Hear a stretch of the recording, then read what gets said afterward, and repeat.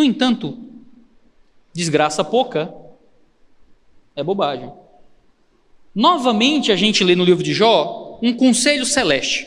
Se você ler comigo Jó, capítulo 2, do verso 1 a 6, o que a gente tem é o escritor saindo da descrição do que acontece na terra e indo em um novo patamar para apresentar o que foi que mudou as circunstâncias de Jó novamente.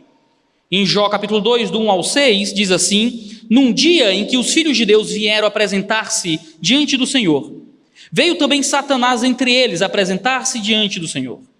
Então o Senhor perguntou a Satanás: de onde você vem? Satanás respondeu ao Senhor: de rodear a terra e passear por ela. E o Senhor disse a Satanás: você reparou no meu servo Jó? Não há ninguém como ele na terra. Ele é um homem íntegro e reto, que teme a Deus e se desvia do mal. Ele ainda conserva a sua integridade, embora você me incitasse contra ele para destruí-lo sem motivo. Então Satanás respondeu ao Senhor: pele por pele. Um homem é capaz de dar tudo o que tem pela sua vida. Mas estende a tua mão, toca nos ossos e na carne dele, para ver se ele não blasfema contra ti na tua face. Então o Senhor disse a Satanás: você pode fazer com ele o que quiser, mas poupe-lhe a vida. Esse é um segundo momento no livro de Jó, onde Satanás se apresenta diante de Deus. E se apresentando diante de Deus, a gente tem um Senhor que provoca Satanás. No capítulo 1 de Jó, a mesma coisa acontece. Não foi Satanás que foi enredar Jó para Deus, mas foi Deus quem provocou Satanás através da integridade de Jó. Vistes meu servo Jó? A integridade de Jó foi um argumento de Deus no mundo espiritual para estabelecer a sua grandeza e majestade.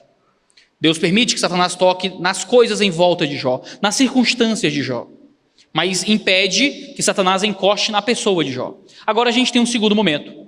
Mais uma vez, Deus humilha a pretensa soberania de Satanás sobre o mundo. Deus olha para Satanás e diz para ele, que vem se apresentar a Deus, que ele foi incapaz de tirar Jó da fé. A gente é meio nervoso às vezes, não é? Meus parentes mais velhos diziam: Iago, não fala o nome do diabo que chama. Não pensa no diabo que ele aparece. Não fala esse nome dentro de casa. A gente é meio nervoso, meio amedrontado com as forças das trevas. Nos céus, Deus está esfregando você na cara do diabo. Está vendo aqui? Fiel. Está vendo aqui? Firme. Amo o meu nome. Circunstâncias anormais. Perdeu tudo. Foi para a UTI. Até agora não respira direito. Está fiel. Continua firme em mim. Enquanto a gente fica com medo do diabo daqui, Deus nos esfrega na cara do diabo de lá. E Deus diz: meu servo Jó continua firme e fiel. E ele diz: você tocou nas circunstâncias de Jó sem motivo. Sem motivo. Jó estava sofrendo os piores sofrimentos que ele podia sofrer. As circunstâncias de Jó eram tão anormais quanto poderiam ser. E o que Deus diz é que aquele sofrimento que veio sobre Jó era um sofrimento sem motivo. E isso é a declaração do próprio Deus. Jó, infelizmente, não podia ler o livro de Jó.